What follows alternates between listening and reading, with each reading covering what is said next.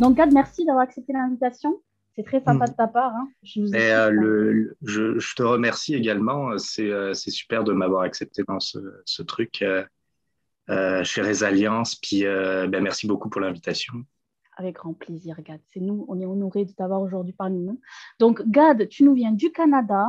Pour te faire une brève présentation, tu as 36 ans et tu habites dans la ville de Québec.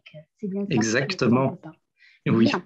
Alors, on va parler de ton parcours, Gad, et on va remonter un petit peu dans le temps. Ça va te rappeler des souvenirs de ton école d'ingé, en fait. Tu as fait une école d'ingé en mécanique, n'est-ce pas, Oui, Gad? oui, c'est ça. Donc, moi, je viens de France. Vous pouvez l'entendre à mon accent. J'ai un accent. Euh, donc, ouais, je viens de France, puis je viens de région parisienne. J'ai fait prépa, école d'ingénieur, un truc assez classique. Je fais ma prépa à Paris, puis je voulais, à la fin de ma prépa, bon, la vie parisienne me tentait pas trop. Donc, j'ai choisi des écoles qui étaient à l'extérieur de Paris. Et comme à la fin de sa prépa, on fait les concours, on choisit des écoles aux trois, quatre coins de la France, puis on tombe sur une ville, puis on dit, let's go. C'est Donc, Mulhouse, c'est ça? ouais, je suis parti à Mulhouse. C'est sûr que Mulhouse, au départ, c'est pas toujours l'endroit rêvé, mais finalement, j'étais très surpris. Vraiment, j'ai vraiment aimé mes 3 années d'école d'ingénieur. J'ai vraiment apprécié ça. Euh, L'école d'ingénieur, c'est vraiment quelque chose qui est, vous faites beaucoup d'amis. Puis c'est vraiment, mais après la prépa où on travaille comme des fous pendant deux Mm. ans, c'est un peu la libération. Donc, euh, Chouette. donc oui, 3 ans d'école d'ingé en mécanique. Euh, Mécanique, Gad. Pourquoi la mécanique? Ça t'a toujours fasciné, toi, avec? Tu voulais faire ouais, quoi plus non, tard? moi, ben, tu sais, à la fin de la prépa, tu peux choisir plusieurs types d'écoles. Donc, moi, j'aimais bien les trucs environnementaux aussi, tu sais, Mhm. l'énergie. Yes. Euh, J'avais une petite passion pour l'aéronautique à ce moment-là, l'aérospatiale. Euh, les écoles sont très difficiles à avoir en aéronautique aérospatiale, il n'y en a pas beaucoup, euh, mais ouais, la mécanique, parce que ben, tu sais, moi j'aime bien construire des trucs, donc tu sais, j'aime bien voir les trucs, j'aime bien construire les trucs, puis c'est ça, la mécanique. Côté manuel, tactile, tu avais besoin de, voilà, de faire des choses, de manipuler comme Ouais, ça? je suis pas un très gros manuel, mais ouais, j'aime bien manipuler, j'aime bien les trucs concrets, tu sais. D'accord, très bien. Donc, Bon, le mécanique, ça super. m'allait bien. J'ai bien aimé ça, la mécanique en prépa, Ok, puis en école d'ingé, ouais. très bien. Donc, tu as fait tes 5 années d'école d'ingé, et puis après, ben, qu'est-ce qui s'est passé? Tu t'as travaillé, en fait, après, Ouais, c'est directement. ça. Oui, alors j'ai cumulé avec tu sais, tu peux cumuler en troisième année, on t'offre plusieurs opportunités. Tu peux partir à l'étranger, faire une maîtrise, c'est une deuxième maîtrise. Puis, moi, j'ai cumulé, j'ai fait une maîtrise en recherche Hmm, en même temps que mon école d'ingé dans ce qu'on appelle la mécanique textile. d'accord. Donc, mon école, en fait, était historiquement euh, très ce qu'on appelle l'ingénierie textile. Donc, tu sais, il y a pas mal d'écoles d'ingé en France où ils ont une spécialité très marquée. Mhm, Puis à Mulhouse, c'est le textile. d'accord. Donc le laboratoire, c'est un laboratoire de textile, de mécanique textile, physique mécanique textile. Wow. Donc bon, intéressant. Donc j'ai fait cette maîtrise recherche, puis je suis parti en stage au laboratoire de mécanique, de métrologie et d'essai à Paris. D'accord. Donc ce qui s'appelle le LNE. Le LNE, c'est une institution qui est un peu comme garant des standards internationaux. C'est l'ISO faisait de la formation, faisait de la certification. Mhm, Puis ouais, j'étais un peu dans le monde de la certification. d'accord. Donc mécanique, intéressant. Donc je travaillais peut-être 8 mois là-dedans, 6 mois de stage. Puis je crois que j'ai été embauché 1 ou 2 mois après. D'accord. Mais contrat court. Puis à la fin, on était 2008-2009. Puis à la fin de tout ça, il fallait chercher du boulot. D'accord. Donc, quand tu as dit que tu as été embauché après, tu as passé quelques mois après avoir fini ton école d'ingé, tu as fait quelques mois avec eux, c'est ça? En tant que CD, tu as Ouais, fait un c'est ça. CDD. J'ai fait 1 mois, mais c'était vraiment pour finir le projet. D'accord, c'est tout. Puis, on était en 2008-2009. Il y avait une crise financière à ce moment-là. Hmm, Puis, je me souviens que mon patron voulait chercher à m'embaucher et il pouvait pas. Ah mince. parce que euh, on savait pas vraiment ce que demain allait être. Donc, D'accord. Ok. c'est ça. Donc, en fait, tu as poursuivi très court, hein, 1 ou 2 mois, peut-être un CDD, puis ça s'est arrêté pour toi à ce moment-là. C'était de la R&D. Et qu'est-ce que tu R&D. t'es dit dans ta tête? T'en étais Mais où? Tu as été au chômage à ce moment-là? Qu'est-ce que tu oui, as fait? non, j'étais pas du tout au chômage, je cherchais du travail. Mais en fait, vraiment, tu sais, c'est comme le destin, tu sais. Le dernier jour de mon stage, Ouais, j'ai un professeur de mon école qui m'appelle, puis qui me dit, je cherche quelqu'un en thèse. dernier jour. C'était une thèse, ouais, vraiment le dernier jour, tu sais, genre Incroyable. 2 heures avant de quitter. Puis pour moi, à ce moment-là, dans ma tête, tu me proposes une thèse, t'as intérêt à me proposer du solide, parce que je suis Ah, pas sûr de vouloir aller en ah thèse. voilà, t'étais pas sûre. Donc, la première thèse qu'on m'avait proposée, c'était une thèse avec la Suisse, France-Suisse. Euh, J'étais pas convaincu du sujet et donc j'ai refusé la thèse. J'ai Puis la prof me dit, mais écoute, je suis avec moi, avec mon collègue professeur X, Hmm. qui a aussi une thèse à te proposer, il va t'appeler. Ok, 5 minutes plus tard, j'ai professeur X qui m'appelle. Non, 2 propositions de thèse, Gad. Ouais, C'est c'est ça, ça. si j'ai bien C'est compris? ça, puis qui me propose une thèse co-tutelle France-Canada, donc sur des biomatériaux. Alors, D'accord. moi, je me souviens que j'avais eu 2 heures de cours sur du textile, des matériaux qu'on pouvait implanter, de la Mhm. biomécanique. J'ai eu quelques heures de cours en biomécanique, mais c'était quelque chose. Bon, on m'a appris à concevoir des automobiles, des trains et des avions. Donc, D'accord.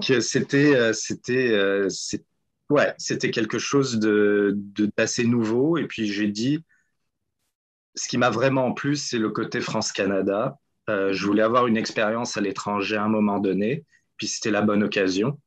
Donc, j'ai raccroché le téléphone, je lui ai dit, bon, mais je vais quand même en discuter avec mon entourage, c'est quand même un gros Bien investissement sûr. de partir au Ouais, Canada. J'ai raccroché, j'ai regardé ma conjointe, je lui ai dit, ça te dirait de partir au Canada? Elle m'a dit, ouais, pourquoi pas? Et why puis, not? je l'ai rappelé et je lui ai dit, allez, let's go, on fait une thèse France-Canada. C'est juste énorme ce qui t'est arrivé, Gad. Je pensais pas que ça s'était passé comme ça. Dernier jour Ouais, de ton stage, comme ça, monsieur, on te pose sur le plateau de sujets de thèse et tu avais même le choix de choisir. Au final, tu as pris cette co-tutelle ouais, France-Canada. ouais, Force ouais. du destin. Tu as dit C'est oui ça. assez rapidement. Tu as dit oui, du coup, le lendemain. Ouais, non, j'ai dit oui, ça a été assez simple de dire oui. Tu sais, on était dans un moment où on te disait, 2008-2009, je sais pas si tu t'en souviens, on te disait, bon, ça va être difficile de trouver de l'emploi. Donc, Hmm. tu sais, on te propose une thèse, tu dis, bon, on va tenter l'aventure. D'accord. Donc, Même si c'est pas ce à quoi tu avais pensé, tu veux non, pas non, d'ingé, quoi. Ok. moi, je me voyais vraiment ingénieur. La R&D me tentait beaucoup. Je te D'accord. dirais que c'est la Ça- R&D qui me tentait beaucoup. Et je me voyais ingénieur R&D Voilà. Voilà. dans une entreprise. On le sait, pas besoin de faire une thèse pour aller en R&D, en Non, entreprise. Donc non, voilà, bah, écoute, force du destin, du coup, bah, tu te prépares à partir, à faire cette co-tutelle. Ça a commencé ouais. d'abord en France, comment ça se passe? Tu peux nous parler de la co-tutelle Oui, donc la co-tutelle, c'est quand même assez exigeant parce que tu dois remplir les exigences de 2 universités. Et donc moi, c'était l'Université Laval à Québec, puis l'Université de Mulhouse, donc de Haute-Alsace à Mhm. Mulhouse. Les exigences de Mulhouse sont pas très élevées. On te demande de suivre les cours, de faire ta thèse, de fournir un mémoire, puis au bout de 3 ans, bye bye. Ok. Euh, Puis j'ai appris au fur et à mesure de mon année et demie à Mulhouse que la thèse au Canada est beaucoup plus exigeante. Ah, Donc tu reviens sur les bancs de l'école, tu reprends des cours, tu es noté sur ces cours-là, donc tu vas avoir ah une ouais. appréciation. Tu as un examen qui s'appelle le prédoc. Donc le prédoc, c'est qu'au bout d'une année, tu vas passer un examen général devant un jury qui Mhm. va te mettre au grill. Donc, tu vas passer 3 heures sympathiques où les profs vont essayer de te piéger, en gros. C'est Donc, vrai? oui. Et si tu passes pas le prédoc, ben, on te dit bye bye. T'as quand même une deuxième tentative possible, mais on peut te dire au bout un an et demi de thèse, ben écoute, tu fais pas l'affaire, mon gars, au revoir. Donc ça veut dire que tu peux faire 1 an et demi de thèse et t'arrêter parce que tu n'as pas passé ce filtre-là, Oui, ce ouais. prédoc. Oui, Waouh. donc la thèse est quand même assez stratégique parce que tu dois passer des séminaires, tu dois passer des cours, tu dois passer ce prédoc. Puis ça te prend vraiment ta première année, année et demie de thèse à faire toutes ces choses-là qui ne sont pas encore de la recherche. Donc, tu commences à travailler ton sujet de thèse. Le prédoc, ils veulent savoir si tu es capable de suivre un sujet de thèse de A à Z et monter un projet de thèse. D'accord. Ce qui explique pourquoi les thèses au Canada sont plus longues qu'en France. Ouais, mais oui. Donc, l'autre exigence, c'est qu'on te demande, dans ma thèse, on me demandait 3 publications. Donc, avant de soutenir, bon, il y a toujours des passe-passe. Donc, tu peux dire, bon, j'ai 2 publications, de accepter une soumise ou 2 publications. Mais en gros, on te demande de publier 3 papiers dans des revues internationales Très bien. à comité de lecture. Donc, donc ça fait qu'à la fin, ta thèse se rallonge, puis la mienne a duré 5 ans et demi au final. Alors attends, 5 ans et demi au total. C'est-à-dire que tu as fait 1 an et demi à Mulhouse, d'accord, oui. Et 4 ans au Canada. Ouais, à peu près 4 ans au Canada. Waouh, d'accord. Et globalement, comment ça s'est passé cette thèse? T'as bien aimé? Qu'est-ce que t'as... Écoute, la thèse est toujours appréciée dépendant du lab où tu es. D'accord? C'est sûr. Quand je suis arrivé au Québec, tu sais, on quitte sa famille, puis on trouve une deuxième famille, qui est les gens avec qui on fait sa thèse, puis le laboratoire, des nouveaux amis. Donc, tout était vraiment nouveau. Moi, j'ai beaucoup apprécié mes 4 ans au Canada. J'ai eu un très bon directeur de thèse, quelqu'un qui était très intéressant à travailler avec. D'accord. Puis, non, c'est ça. J'ai beaucoup apprécié l'ambiance du laboratoire. Donc, on est un peu dans son cocon, la thèse. On est avec nos amis de thèse, puis c'est ça. Est-ce que les thèses au Canada, GAD, préparent mieux à la transition vers le privé? Je te pose une question comme ça, mais est-ce que vous aviez des formations comme ça Ouais, pour ça, vous préparer? c'est une bonne question. En fait, pas vraiment. À mon époque, on ne pensait pas beaucoup aux compétences transversales. Il n'y avait pas grand-chose. Par contre, on est toujours sollicité pour faire des, disons, des activités extracurriculaires ou comme des activités annexes à ta thèse, donc organiser des conférences, D'accord. écrire des chapitres de livres. Par exemple, même moi, avec mes amis, on a monté ce qu'on appelle un chapitre d'une société, de la Société canadienne des biomatériaux. Donc, c'est vraiment faire une organisation, organiser des conférences, organiser des congrès. Donc, il y avait tout cet aspect-là. J'ai fait de l'enseignement aussi dans toute ma thèse, que ce soit en France ou au Canada. Je n'ai pas eu un moment où je n'ai pas enseigné. Donc, toutes ces activités font que, au final, ça prend 5 ans et demi. Tu es toujours un peu sollicité à droite à gauche pour faire des choses. Toujours des projets annexes. Puis ça, c'est ça l'intérêt de faire une thèse au Canada. Alors, je ne sais pas si tous les labos étaient comme le mien en France, mais en France, tu faisais ta thèse, puis c'est tout. Ok. Et donc, du coup, quand tu finis ta thèse GAD, est-ce que tu savais ce que tu voulais faire? Parce que forcément, dans ta tête, c'était un postdoc. Aller vers le Moi, ça a postdoc. été, ça a été un peu le trou noir après, hein. Ah, ce fameux trou Tu sais, noir. même le fameux trou noir, ouais. Même, même, deux, même 2 jours avant ma soutenance, je me disais, mais qu'est-ce qui va se passer après? Une fois que tu as terminé, Ouais. tu as mangé tes petits gâteaux, tu as discuté avec tout le monde te remercie, Les puis petits fours. les Et petits là, tu te dis, fours, qu'est-ce que je vais faire? tu dis, bon, on va ranger tout, puis qu'est-ce qui se passe après? Ne me laissez pas. Vous allez où? Oui, non, exactement. Puis, je voulais à ce moment-là être professeur. Ah, Donc, j'étais très inspiré par mon professeur qui m'a inspiré à être professeur. ouais, Donc, je voulais être professeur et donc, pour être professeur, faire un postdoc. forcément. Et bien sûr, pour remplir toutes les cases, il faut faire un postdoc dans une autre université. Et encore mieux, si tu peux partir à l'étranger, ça Voilà, serait fou. c'est ça. Donc, ouais. Donc, pour remplir toutes les cases et devenir professeur, il faut faire ça. D'accord. Et aller dans un autre laboratoire pour publier autre chose. Yes. Donc, c'est Donc, pour ça que tu es parti en postdoc ailleurs. C'est Ouais, ça? exactement. Donc, après ça, je suis parti en Ontario. donc qui est la province à côté du Québec. En fait, quand tu fais un postdoc en Ontario par rapport au Québec, c'est comme si tu allais faire un postdoc en Allemagne. C'est vrai? Ouais, c'est très différent. C'est comme le pays d'à côté, même si on est dans un même grand pays qu'est le Canada, Ok. on ne parle pas la même langue, puisque le Québec est une province francophone, Yes. l'Ontario est une province anglophone. Oui. Donc, D'accord. donc tu fais tes 2 années en anglais, immersion totale. D'accord. Puis, je te dirais que la culture est très différente. Ok. Et la façon de travailler aussi est différente? Je sais pas. Oui, il y avait quand même une. Alors, je ne sais pas si c'était vraiment propre à mon laboratoire, mais il y avait une façon d'organiser le laboratoire qui était très différente. D'accord. Et donc, du coup, Gat, tu as trouvé rapidement ton postdoc? Oui, juste avant ma thèse, j'avais trouvé. Donc, j'ai rencontré mon prof de postdoc en réseautant. Donc, peut-être je t'ai dit, bah, tu sais, j'avais monté un chapitre de Société canadienne des biomatériaux. Ok. La Société canadienne des biomatériaux, c'est pan-canadien. Et puis, ben, lui faisait partie de la Société canadienne des biomatériaux. Donc, c'était un peu comme on est dans la même famille. Le réseau, J'ai Gad. Le Ouais, réseau. le réseau, Travailler le réseau.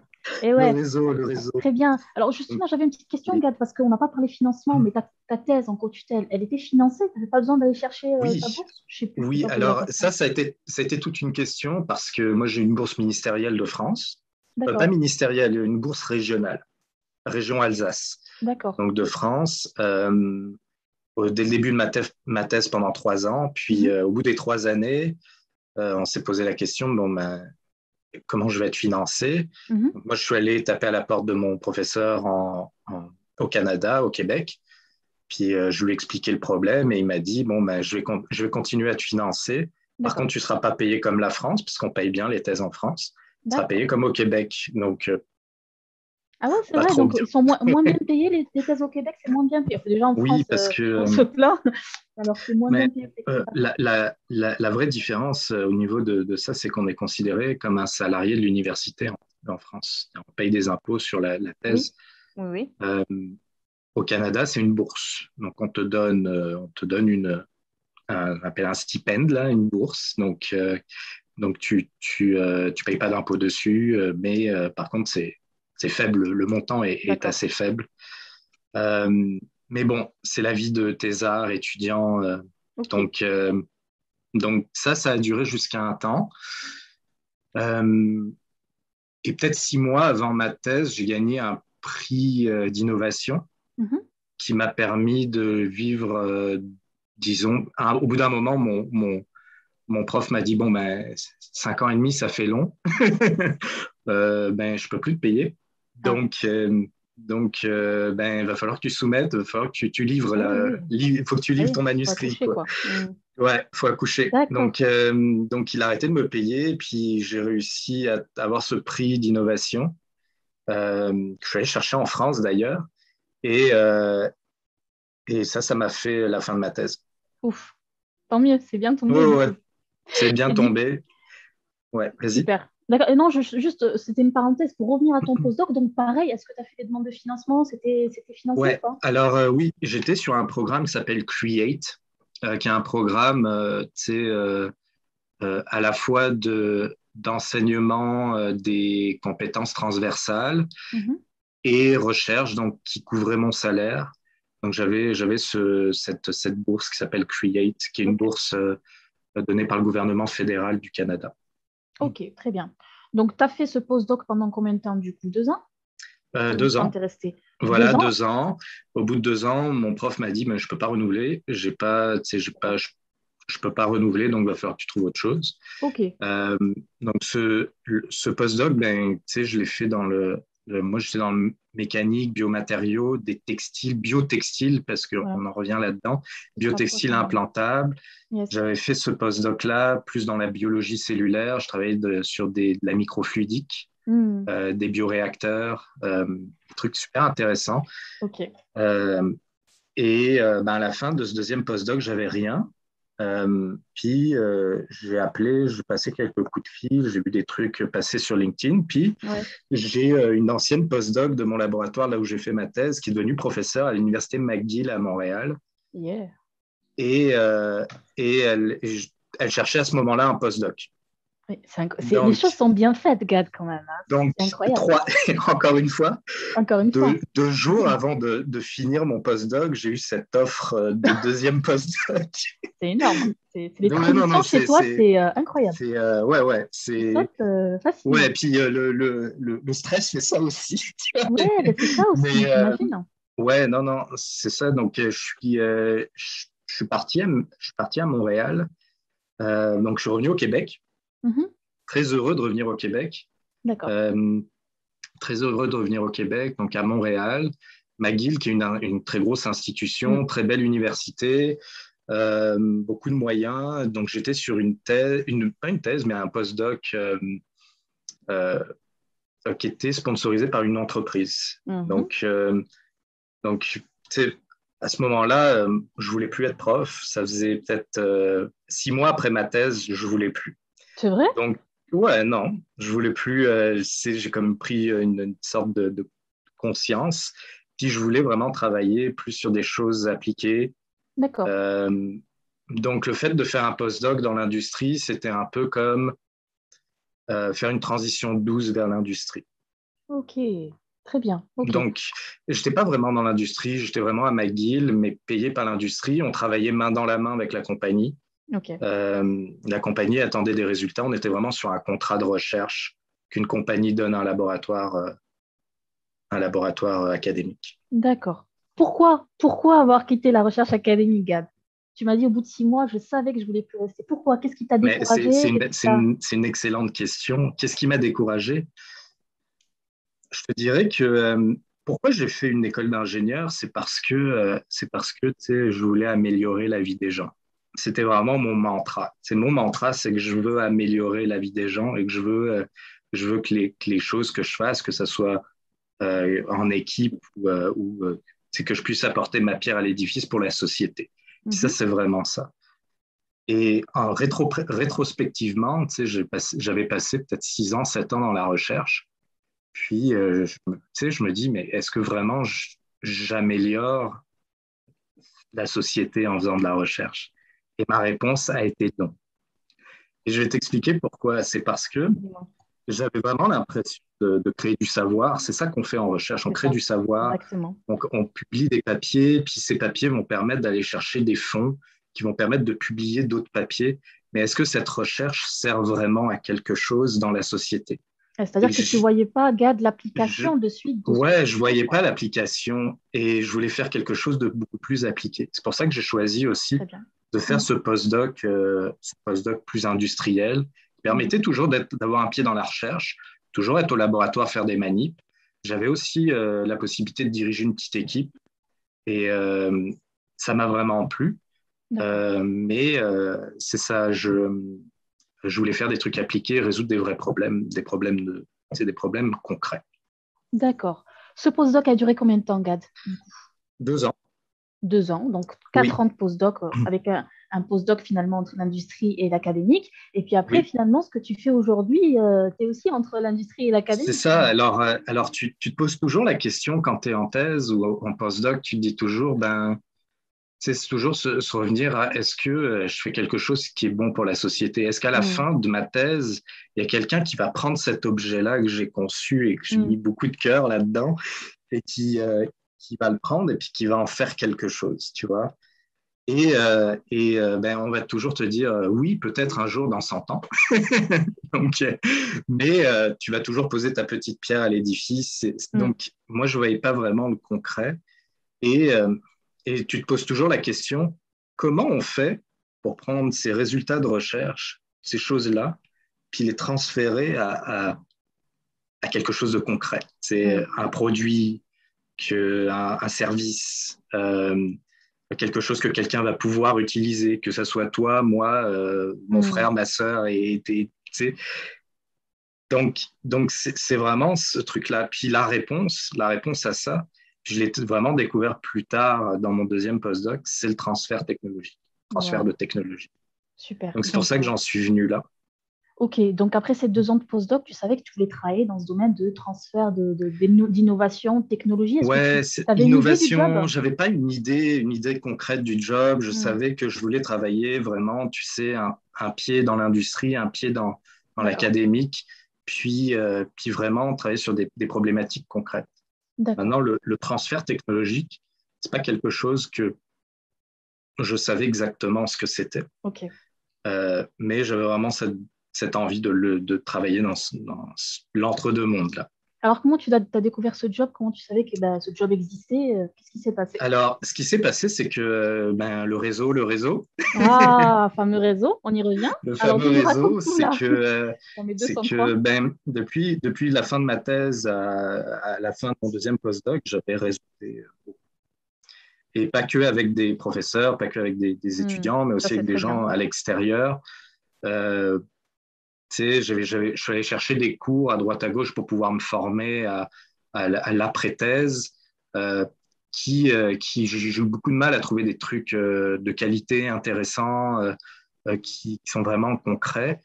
Euh, et finalement, dans tout ce réseau-là, j'avais rencontré quelqu'un qui était dans mon réseau. Puis finalement, il y a une offre qui est popée sur LinkedIn. Et j'ai eu un mail un jour, un message sur LinkedIn d'une personne qui m'a envoyé un message qui m'a dit, voilà, on a une offre, on a trouvé votre profil sur LinkedIn, Hmm. et puis c'est exactement vous, on a vraiment besoin de vous dans cette offre-là. Je suis Alors là. tu dis, c'est une pub, hein. C'est une blague. C'est une blague, c'est une pub, voilà. Puis j'ai postulé à l'offre et j'ai fait les entretiens, puis j'ai eu la job. Match. Waouh. C'est facile hein, chez toi, hein, Ouais, Gat. ouais. Tu me donnes ton secret. N'empêche, je reviens sur ce que tu disais. Le réseau. Je pense que Le là-dessus, réseau, il faut en non, parler. non, Majeur. ça n'a pas été vraiment si facile parce que je postulais à des jobs depuis 2 ans. Hmm. J'ai passé des entretiens qui ont plus ou moins réussi. J'ai eu des jobs que j'ai refusés parce que ça ne me plaisait pas. Gad, ça veut dire que Euh, pendant que tu étais en postdoc, tu postulais, c'est ça quand tu dis je ouais, postulais ouais, depuis pendant deux que ans. j'étais en postdoc, Donc, je tu as, vachement, à postulais à chaque fois, droite, à gauche. t'anticipais quand même, tu étais actif, tu étais Ouais, proactif, oui, oui, réactif. oui, oui, oui. Oui, alors ça c'est vraiment, tu sais, le truc du trou noir après la thèse qui te dit, bon, mais c'est toujours pareil, qu'est-ce que je vais faire de ma vie? Puis bon, il faut postuler à des offres d'emploi. D'accord. Ok. Donc, c'est vraiment un conseil important à donner finalement. Anticiper un max. Hein. Anticiper un Non, max. non, non, non. Puis on pourra revenir plus tard sur mon programme de mentorat et de développement professionnel. Faut commencer maintenant, les amis, hein. Ouais. Les C'est le amis. début de la thèse, les amis. Hmm. C'est le début de la thèse qu'il faut commencer à réseauter. Hmm. C'est pas à la fin qu'il faut écrire son CV. Il faut avoir, c'est vraiment, faut être un peu stratégique, puis faut se dire, qu'est-ce que je veux faire, puis après ma thèse. Gad, et Ça, tu conseillerais même ouais. de commencer à postuler, toi, en fin de thèse ou à la fin de Ouais, non, ta non, postdoc non, mais même tu pourrais même postuler au début du doc. Tu sais, tu pourrais commencer à faire des entrevues informationnelles. Tu pourrais commencer Ouais, à, euh, c'est à t'intéresser au futur métier que tu veux faire après ton hmm. doc. Ça, c'est sûr. Puis, disons que ce parcours-là, pour chacun d'entre nous, est un peu différent. Il y en a, ça va très vite, puis il y en a, ça peut être long. Hmm. Euh, et vraiment, tu sais, si comment dire, tu sais, faut quand même avoir une petite idée. Il y a tellement de possibilités après le doc, puis ça, on le voit Pas pas conscient. forcément Hmm. on n'a pas du tout conscience. Absolument. Tellement de possibilités, mais on peut être perdu dans toutes ces possibilités. Donc, il faut vraiment savoir, tu sais, quelles sont mes compétences, qu'est-ce que j'aime faire. Il faut vraiment Exactement. faut vraiment y réfléchir.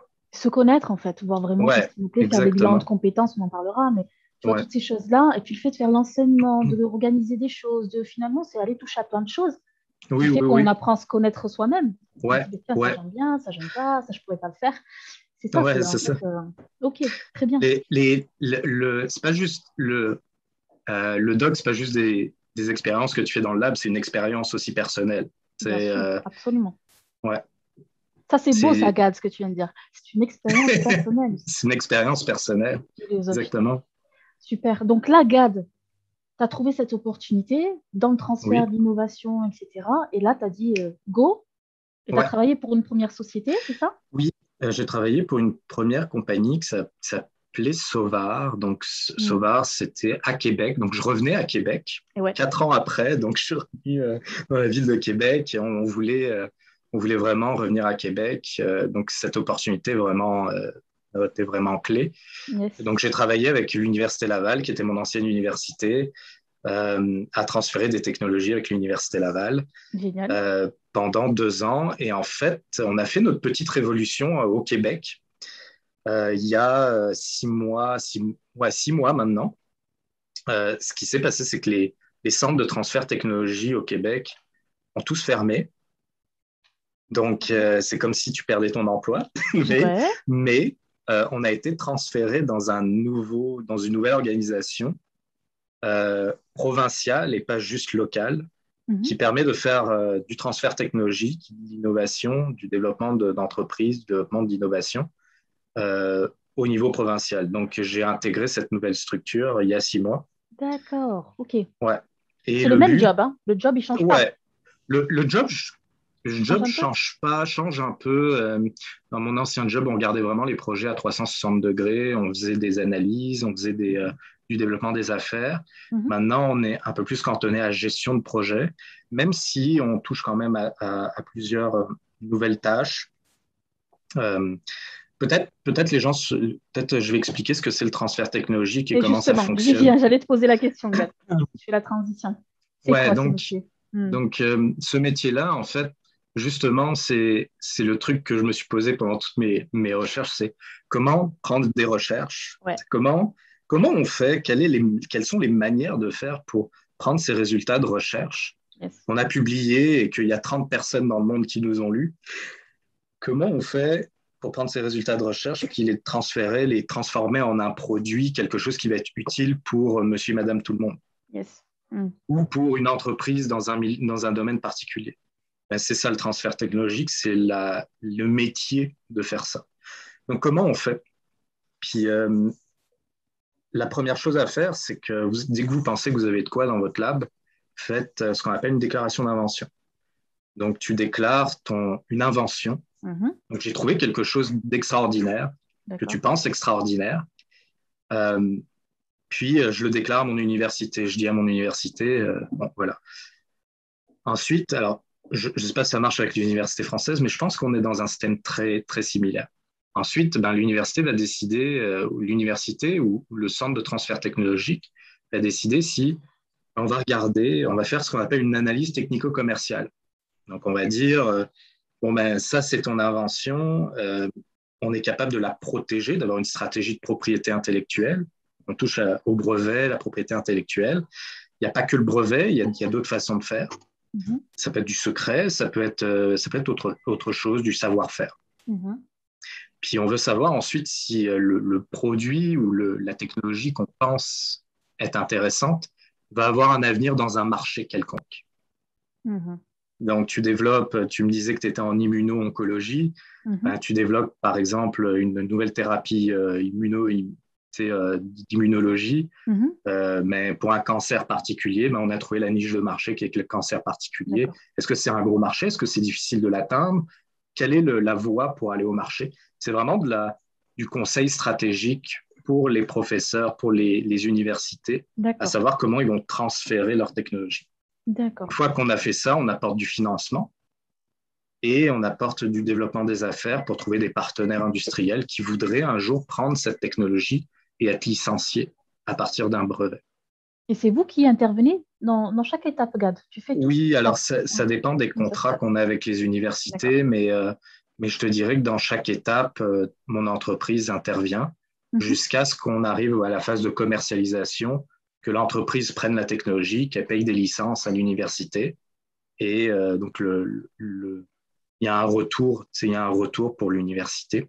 Mhm. Euh, puis ensuite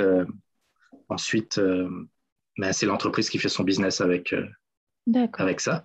Puis il y a plusieurs façons de le faire. C'est soit soit on transfère ça à une entreprise qui est existante, soit on crée une start-up. Puis là, on accompagne les entrepreneurs pour créer cette start-up. Puis souvent, les entrepreneurs, c'est les 2 personnes qui sont dans le lab qui ont fait l'innovation, C'est ça. ou les 3 personnes, ou alors ça peut être quelqu'un d'un lab différent. Il y a plusieurs façons de voir les choses, mais tout est possible.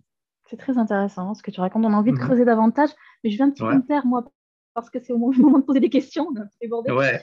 On a une question d'Éléonore. Merci, Éléonore, d'avoir posé ta question, pour le coup. Comme ça, tu fais cette belle transition vers le chat. N'hésitez pas, les autres, surtout, à poser vos questions, voire allumer vos caméras. Hein. C'est le moment de... Vous avez Gad que pour vous. Vous l'avez encore pour une vingtaine de minutes. Donc, n'hésitez pas à poser toutes vos questions. Je lis la question d'Éléonore. Gad, hein. Quel type de formation dans votre parcours vous a été utile pour le transfert de technologie? Alors, j'ai pris, c'est vrai qu'il y a un côté très business dans le transfert de techno, très stratégie business. Pour moi, je suis allé chercher, j'ai lu beaucoup de livres sur le sujet, pas forcément juste sur le transfert technologie, mais dans le business, c'est quelque chose qui m'a toujours un peu attiré. L'entrepreneuriat m'a toujours un peu attiré aussi. Donc, je me suis documenté. Je suis allé prendre des cours de développement professionnel dans mon université à McGill. Je suis allé prendre un cours qui s'appelle Basic Business Skills. D'accord. Donc, tu sais, je me suis documenté. Il y a des formations particulières pour faire ça. Par exemple, si je regarde mes collègues, moi, je suis vraiment de la recherche. On est quelques-uns à venir vraiment de la recherche. Il y a des gens qui ont eu un emploi avant. Par exemple, si on fait une formation en propriété intellectuelle, c'est très utile. Il y a des agents de brevet. J'ai un collègue qui est agent de brevet de formation, qui était scientifique puis agent de brevet. Voilà, après, c'est des gens qui viennent des organisations qui travaillent toujours entre l'académique et l'université, qui connaissent les financements, par exemple. Et ces formations que tu dis que tu as fait, Gad, tu les as fait une fois que tu as été embauché ou avant tu avais anticipé? Non, j'avais anticipé. J'ai toujours voulu me former. Ouais, c'est ça. Il y a un moment où tu te dis, bon, c'est pas ce que je fais dans le laboratoire qui va m'aider à transitionner. Donc, tu vas chercher des compétences ailleurs. C'est ça qui est génial, Gad. Hein. C'est ce qu'on retrouve tout le temps dans ton histoire, en fait. À chaque fois, cette capacité à anticiper, à réseauter, à avoir cette longueur d'avance qui fait que tu trouves, bon, heureusement pour toi, tu te retrouves jamais finalement perdu complètement ou sans rien. Ouais, c'est gentil ce que tu dis parce que tu sais, au moment où tu y es, tu le réfléchis pas vraiment comme ça. Ça. Ah bon? D'accord. Ouais, non, tu sais, tu dis, bon, mais qu'est-ce que je vais faire? Bon, j'ai cet outil, ce truc-là, ok, essayons de faire un arc et des flèches. C'est un peu ça. Sur le moment, c'est sûr. Ouais. Au final, quand tu fais un retour en arrière, tu te dis, ah ouais, j'ai bien joué quand même. Hein. J'ai bien placé mes cartes. Super. Si vous avez d'autres questions, n'hésitez pas. Hein. Je vois qu'il y a une personne qui vient de nous rejoindre aussi. N'hésitez pas. Et puis, allumez vos caméras. On est bien entre nous. Regarde, il est plutôt sympa. Hein, ça va? Il n'est pas méchant. Posez-lui vos questions. Alors, une question qui vient d'arriver. Super témoignage d'avoir alimenté une grande palette d'outils. Ça, c'est Éléonore qui me dit ça, je crois. Hein. C'est ça? Merci, Éléonore. Merci, Éléonore, bien sûr. Donc, Gad, en attendant que les autres posent des questions ou peut-être allument leur caméra, peut-être qu'il est temps de parler aussi de ce que tu fais à côté de ton job, hein, Gad. Est-ce que tu fais des choses en parler. Oui, donc, c'est comme je le disais, j'ai toujours ce petit côté un peu intrapreneur, intrapreneur. Je préfère intrapreneur dans mon cas, où tu sais, j'ai toujours eu un truc à côté, c'est créer de la valeur pour ma communauté. En montant un chapitre, comme je t'ai dit, un chapitre biomatériaux, j'en ai fait 2. J'en ai fait un quand j'étais en thèse, un quand j'étais en postdoc. Puis, en fait, en 2019, juste avant de rejoindre ma job, j'ai proposé justement à ma communauté, qui était à ce moment-là toujours la Société canadienne des biomatériaux, j'aurais dit, écoute, puis tu sais, ça faisait comme 1 an et demi que je voulais plus être prof, puis je suis allé chercher des compétences à droite à gauche, mais j'ai eu du mal à les trouver. Je suis allé chercher des gens qui m'ont aidé aussi à l'extérieur, donc j'ai rencontré des personnes qui m'ont aidé. Puis je me suis dit, c'est difficile de trouver une offre de qualité dans l'université qui permettrait d'accélérer cette transition entre la thèse et le monde du travail. il y a des formations qui existent, il y a des choses qui existent, mais elles sont difficilement accessibles ou alors les gens ne le savent pas forcément. Donc, j'ai fait mon petit sondage, puis on s'est aperçu que euh, il y avait des choses qui manquaient. Donc, du Mhm. mentorat d'étudiants, ça manque beaucoup, coaching mentorat. La deuxième chose, c'est une formation en carrière. Quand j'étais postdoc, puis j'étais dans des processus de recrutement de postdoc. Puis quand je lisais les CV, je me dis, mais comment ça se fait que ces gens-là sont capables de comprendre comment on met une molécule Y dans une molécule Z de façon très complexe, ils sont pas capables de m'écrire un CV, Et ouais, hein, comme c'est du vrai, monde, Gad, hein. tu sais. Donc, tu sais, c'est vraiment, puis c'est vraiment une problématique profonde, tu sais. Mm. Pourquoi une personne qui a fait un doctorat, tant d'années d'études, Ouais. euh, qui a tant de compétences à vendre, n'arrive pas à les vendre et n'arrive Ouais. pas à ce truc d'avoir du mal à vouloir s'insérer À les comme... valoriser, en fait. On Ouais, n'arrive ouais, pas à les valoriser. c'est C'est ça. incroyable. Donc, après, il y a du développement professionnel, puis du réseautage. Donc, ça, c'est vraiment les ingrédients qui font que la formule fonctionne. D'accord. Donc, j'ai monté ce truc-là en 2019, je l'ai proposé et j'ai été financé pour faire ce truc-là. D'accord. Et c'est au moment où j'ai fait moi-même ma transition, puis ben, toute la question était est-ce que je le poursuis ou pas. Donc, j'ai décidé de le poursuivre. J'ai eu une première cohorte, donc c'est un programme de cohorte Mhm. où on s'inscrit par la Société canadienne des biomatériaux, donc faut être membre. Puis c'est un programme de cohorte qui dure entre 6 mois et un an. D'accord. Euh, et on va apprendre toutes ces choses-là. Donc comment trouver un job, Mm. comment les réseauter. Il y a un peu de développement professionnel, c'est quoi D'accord. l'entrepreneuriat, c'est quoi le Mm. design thinking, etc. Non, c'est ça, c'est un beau package. Génial. Et ça s'adresse à qui, ça, Gad? Aux doctorants en fin de thèse? Maîtrise, donc master, doc, postdoc. Ah, maîtrise aussi. Ouais, maîtrise Master, aussi. Master, donc doctorant.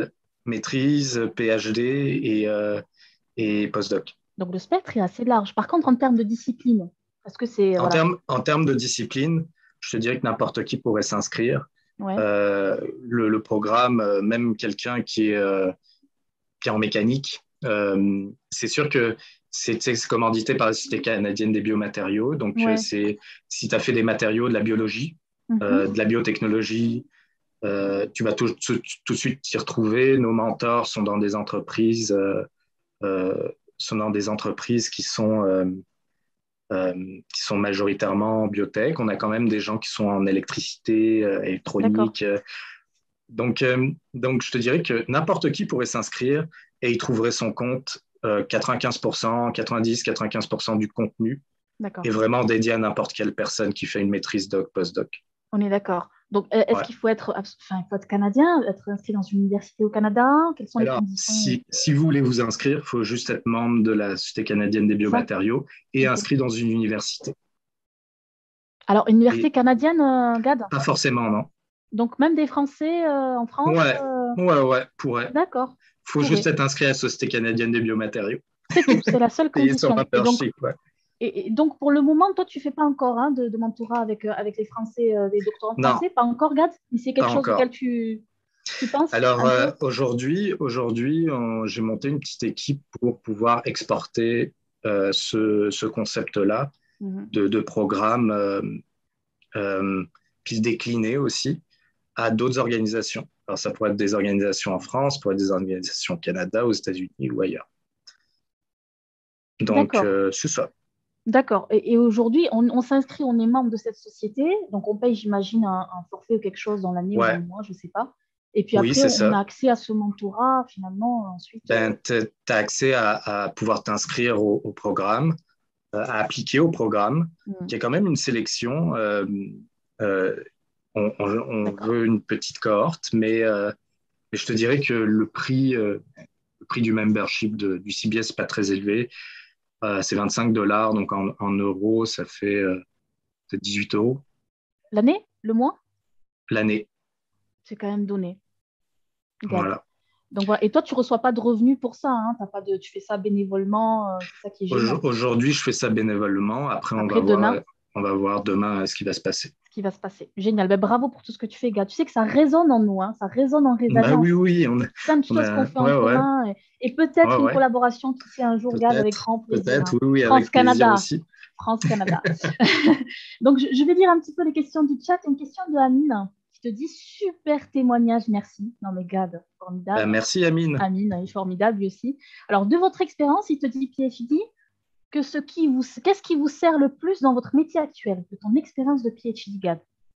Ok. Qu'est-ce qui me sert le plus? Beaucoup de choses. La première chose, c'est une compréhension générale. En fait, apprendre à apprendre. Donc, quand j'ai des nouvelles technologies, je ne suis pas forcément sur des technologies où je suis familier, où j'ai vraiment, quand j'ai un prof qui vient me voir et qui me dit, ben voilà, c'est ma super technologie dans le monde. Là, j'en ai eu une, par exemple, dans le monde de l'agriculture. Ah, Je connais rien dans le monde de l'agriculture, mais le PhD m'a permis d'apprendre les choses facilement. S'il y a quelque chose qui se met en place, je ne sais pas trop comment, où tu es capable d'absorber de l'information, de bien la comprendre, puis de pouvoir bien la traiter. c'est Ça, génial. c'est la première chose. La deuxième chose, c'est tout ce que vous faites en revue littérature. Donc, si tu veux démontrer qu'une innovation et qu'une invention est nouvelle, potentielle invention est nouvelle, il faut faire une recherche de littérature, Ouais, que la ce soit veille scientifique. brevet, veille scientifique, analyse. On est capable d'analyser tout un tas de trucs quand on est au doctorat, Ça, les analyses de données, tout ça, et essayer de comprendre les données. Ça, c'est très utile dans ma job. exact. Puis, ça, c'est, je te dirais, des compétences techniques. Mhm. Maintenant, il y a toutes les compétences relationnelles. Mhm. Je vois tellement de types de personnes différentes dans la journée et pouvoir parler de tellement de projets différents que bon, faut avoir vraiment, faut aimer parler avec les gens, faut aimer essayer faut être bienveillant, faut être à l'écoute, faut être résilient aussi parce que c'est pas des choses c'est le transfert technologique. Il y en a très peu qui arrivent à la fin. Si on veut qu'il y en ait beaucoup qui arrivent à la fin, c'est Ah oui. que tes technologies se transforment en produits. Là. Il y Ouais, en a pas ouais, beaucoup qui arrivent à la fin. Donc, faut accepter bien l'échec. d'accord. Et puis tout ça, ben, on est bon là-dedans pour accepter l'échec au doctorat. Quand la manip, elle fonctionne pas et puis que tu passes 3 mois dessus, 6 mois dessus, ben, tu continues après. Ouais, Donc, ouais, j'allais dire la euh, résilience, de toute façon, c'est voilà, qui est résilience, qui. résilience. Voilà. Super, Donc, je vous en ai donné quelques-unes, mais il y en a beaucoup d'autres. Travailler en génial. équipe, ça c'est clair. Quand tu travailles entre un entrepreneur, un prof, un analyste, quelqu'un qui est au développement des affaires, puis ton service financier, ton service comptable, puis toi, la gestion de projet, faut aimer travailler en équipe. Génial. J'adore tout ce que tu me racontes. Gad, on a deux questions encore dans le chat. Une question de Oui, Janie qui nous dit merci beaucoup pour ce témoignage très inspirant. Ça fait plaisir, hein. merci J'aimerais beaucoup. savoir quelles sont les évolutions possibles de ton poste, Gad. Je te pose la question d'un recruteur, tu te vois où? Tu te verrais où dans 5 ans, par exemple? Alors ça, tu vois, c'est une question que j'ai posée à ma CEO. Tu vois, Ouais. quand on a, bon, ouais, ok, gestion de projet. En fait, notre organisation, puis ça, c'est peut-être un truc culturel différent et très horizontal. C'est-à-dire Mm. que moi, j'ai pas de problème à discuter avec les gens qui sont au-dessus de moi. Mhm. Euh, et tu sais, c'est, par exemple, en France, je sais on aime bien la hiérarchie. Nous, on est très horizontal. Tant mieux. Euh, ouais. Puis, est-ce qu'il y a vraiment une évolution? Euh, mais après, c'est des projets plus gros, de la possibilité d'avoir de nouveaux projets, de nouveaux types de tâches. Est-ce qu'il y a vraiment une évolution du titre après? Ben après, je te dirais que la personne au-dessus de moi s'appelle directeur en sciences et technologies. Après, j'ai une vice-présidente en sciences et technologies. Puis ensuite, c'est la CEO. Donc ça, c'est la hiérarchie de mon Donc, tu as le schéma, entreprise. tu as la hiérarchie. Donc, Voilà. potentiellement, tu pourrais Mais évoluer en responsabilité. tu peux évoluer en responsabilité, mais c'est pas forcément, en fait, en gain d'expérience, mais aussi avoir des nouvelles tâches, des nouveaux projets. Hmm. Ouais. D'accord. Très bien. Gad, j'avais une question justement. Peut-être que tu es en train de préparer ton projet aussi en parallèle, vu que Gad anticipe tout le temps. Tu sais, ton histoire de mentorat, etc., on en parlait tout à Ouais, l'heure. ouais, Peut-être que tu ouais. es en train de préparer ton futur job dans lequel tu vas t'investir à 100%. On ne sait jamais. On sait jamais. On en J'adore mon reparlera emploi dans quelques actuel. années. Donc, tu veux J'adore quand mon même emploi rester actuel. dedans. Tu veux quand même Oui, rester dedans. oui, Bien. j'adore mon emploi actuel. Puis ça, c'est un truc on a beaucoup discuté avec mon équipe c'est est-ce qu'il y a quelqu'un qui veut s'embarquer à temps plein dans cette histoire entrepreneuriale? Hmm. Et la réponse aujourd'hui, c'est non. Parce qu'on aime tous notre emploi. D'accord. Donc, on garde son emploi et c'est quelque chose que vous faites en Ouais, parallèle. c'est quelque chose qu'on fait en parallèle. Et moi, je suis très à l'aise à dire que je le vois plus comme un hobby, enfin, Mhm. plus qu'un hobby, Mhm. mais c'est quelque chose que je fais en parallèle. Qui te fait plaisir d'aider les autres, quoi. Toujours. Ah ouais, mais c'est comme, écoute, être président d'un club de foot, quoi, Exact. de Moi, du foot quartier, 4. tu vois. Génial. Super. J'ai une question de Roselane. Roselane qui te dit bonjour, comment peut-on s'inscrire s'il vous plaît? Donc elle te parle de ton programme. Tu as déjà Comment une. s'inscrire? Ouais, Écoute, concrètement. tu peux aller sur mon LinkedIn ou même le LinkedIn, ça s'appelle CBS Mentorship and Professional Development Program. Le programme est donné en anglais. Donc, Yes. je peux, Elle peut peut-être peux te. peut-être. Est-ce que tu Ouais, peux faire un qu'elle me copier-coller du contacte. lien ou quelque chose Ouais, comme ça, Gad? bien sûr, Rapidos. Roselane, je ça vais faire arrive? ça. Roselane, ça arrive. Excuse-moi si je le prononce mal, hein. Roselane, c'est un joli prénom. Donc ça arrive, il va t'envoyer le lien.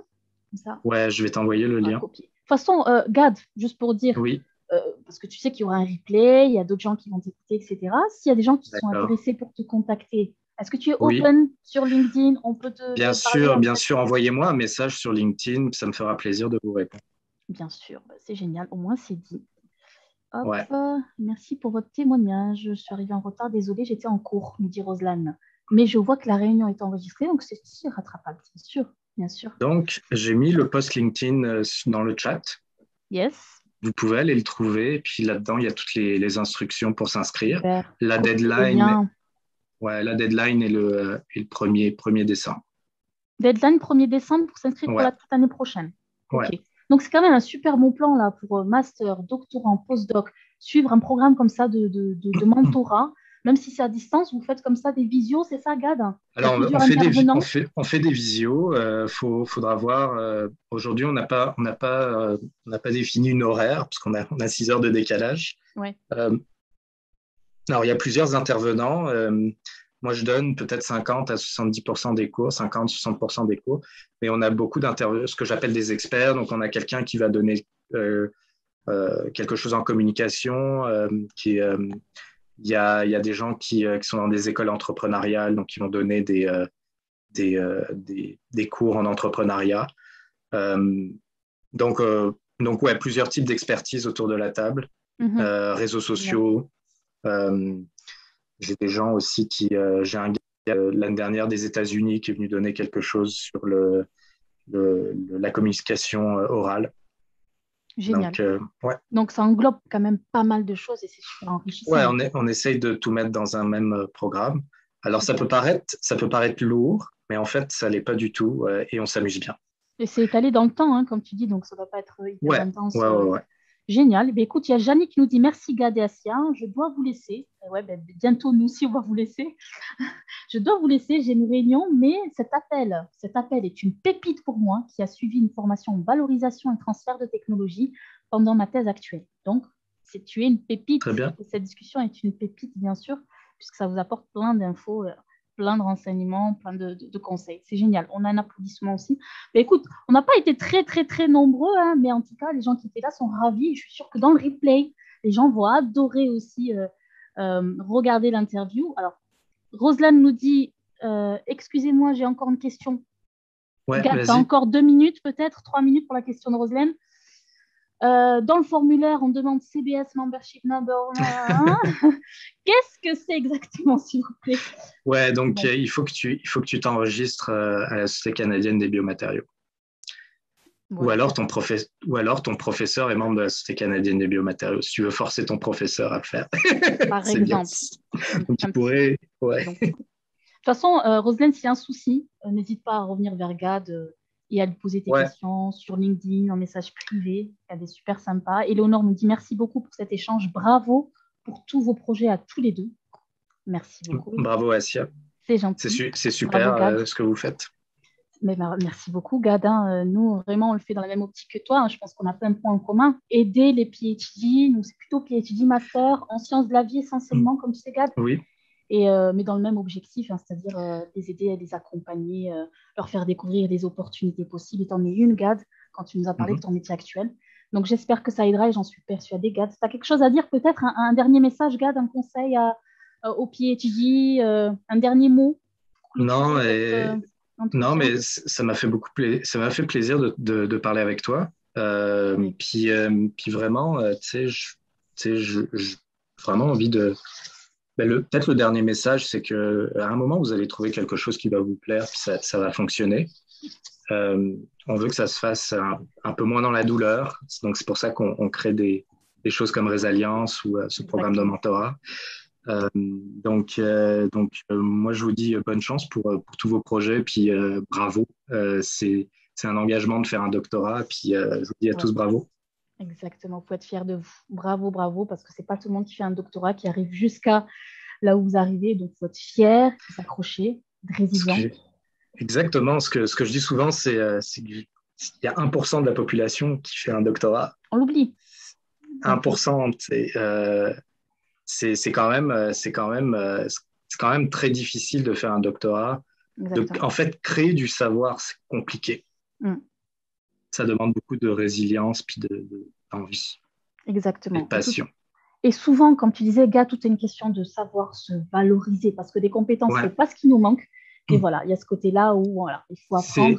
C'est ouais, c'est comme si on avait mis toutes nos compétences dans un, tu sais, je sais pas, dans un cartable, puis on n'aimait pas ouvrir, on n'aime pas ouvrir le cartable de C'est temps en ça. temps. On sait pas, on n'a pas le On sait pas, manuel on n'a pas le, protocole pour ouais, dire ça par où commencer. C'est dingue, hein, ce c'est cartable, il y a ça, de ouais. l'or dedans, il y a des pépites, il y a des perles, il y a tout ce que tu veux. Ça brille dans tout, ça sort, ça fuit dans tous les sens et on ne sait pas l'ouvrir. Donc, nous, on est là pour vous aider à manipuler tout ça, hein. GAD, Résalliance, ton projet, il y en a plein d'autres, j'imagine aussi. Donc, on continue, on continuera avec vous grâce à votre soutien. Encore merci, GAD, merci.